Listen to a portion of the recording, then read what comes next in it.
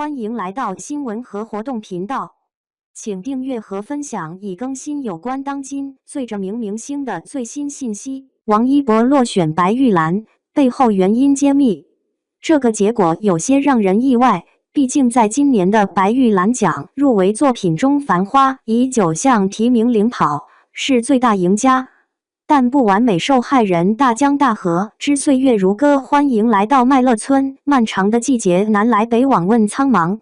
问心追风者等10部作品也很争气，获得了最佳中国电视剧和最佳男主角配角的提名。其中最令人感到惋惜的是丁永岱、范伟、胡歌、王仁君、王阳这5位演员，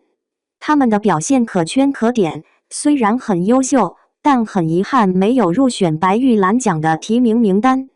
不过规则规定，如确有多男主角或多女主角并存的情况，则填报人数最多各2人，且皆需在剧中占较重篇幅，可能王一博和白敬亭就是其中的2位男主角。从提名名单来看，获得提名的剧作整体质量较高，比如《繁花》拿到了9项提名，堪称大满贯，最大赢家当之无愧。而从演技的角度，不完美受害人中饰演受害者的张颂文表现可圈可点，他只有 7.5 分的评分，是所有提名者中最低的。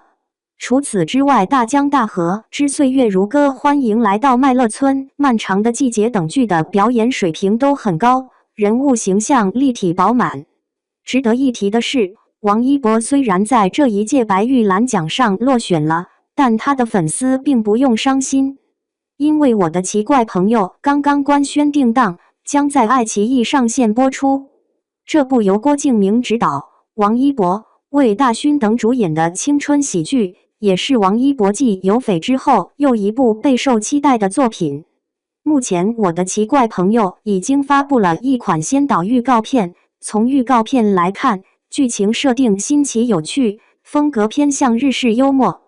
王一博在片中饰演天马行空的发明家魏义臣，与魏大勋扮演的机器人唐小彪一起展开了一场关于友情、成长和梦想的冒险。除了王一博之外，赵丽颖、肖央也将在该剧出演重要角色。可以说，我的奇怪朋友是本年度最后一部爆款剧有望了。再来说一说白玉兰奖本身。作为华语影视界最重要的奖项之一，白玉兰奖一直以来都备受关注。然而近几年，随着影视行业的变化和观众口味的多元化，白玉兰奖也逐渐被质疑存在水土不服的问题。以去年的获奖情况为例，无论是事帝还是事后，最终的结果都引发了争议。有人认为长相思的演员表现更出色，但男主却输给了人生之路。而对于女主来说更是如此，漫长的季节只获得了2项提名，人生之路获得了4项提名，但最终却只获得了1项最佳女主奖。由于规则设置上的一些问题，一些优秀的男演员和女演员遗憾地错过了获奖机会。比如在最佳男主角的候选人中，邓为、段奕宏、朱亚文表现都很出色，但最终只有1人获奖。而在最佳女主角的候选名单中，龚俊、张子枫、陈乔恩表现也不俗，但同样只有1位获奖。这种情况下，自然会有观众和舆论将目光投向水分这个话题。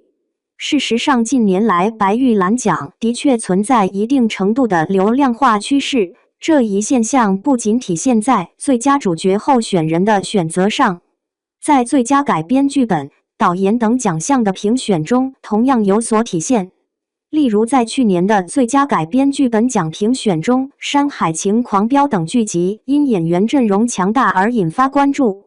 而在最佳导演的评选中，张艺兴凭借电影《我和我的家乡》获得票数第1。